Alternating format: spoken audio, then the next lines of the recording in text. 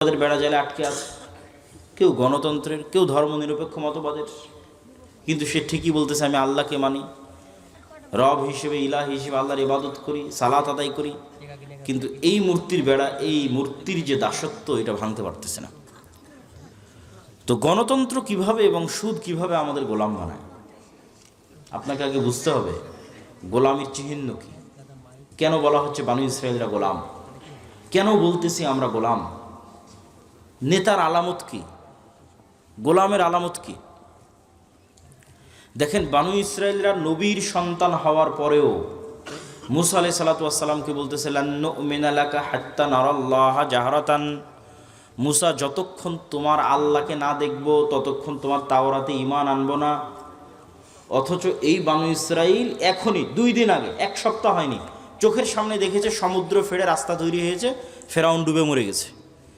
এই দৃশ্য নিজে চোখে দেখার পর মানুষ কেমনে বলতে পারে যে মুসা তোমার আল্লাহকে না দেখা পর্যন্ত তোমার তাওরাতে ঈমান আনবে না? কেমনে বলতে পারে? উত্তর একটাই, এরা হচ্ছে ন্যারো মাইন্ডেড গোলাম, সংকীর্ণ মনা। 300 বছর থেকে গোলামি করে আসতেছে, এই জন্য স্বাধীন নেতা মুসার সাথে চলতে পারতেছে না। তারা বলল মুসা, এই মরুভূমি সিনাই মরুভূমি, এখানে পানি নাই, এই সমুদ্রের লবণাক্ত পানি ভালো লাগে না। ওই ইস্তাসকা মুসা লিকওমি ফাকুল নাজরিব বিআসাকাল হাজার ফানফাজারাত মিনহু ইসনাতা আশারাতা আইনা ক্বাদ আলিমা কুল্লু উনাসিম মাশরাবাহুম, যে মুসা পানির ব্যবস্থা করো। মুসা আলাইহিস সালাম লাঠি দিয়ে পাথরে আঘাত করলেন, মরুভূমিতে পানি তৈরি হয়ে গেল। এবার বললো মুসা খাবারের ব্যবস্থা করো।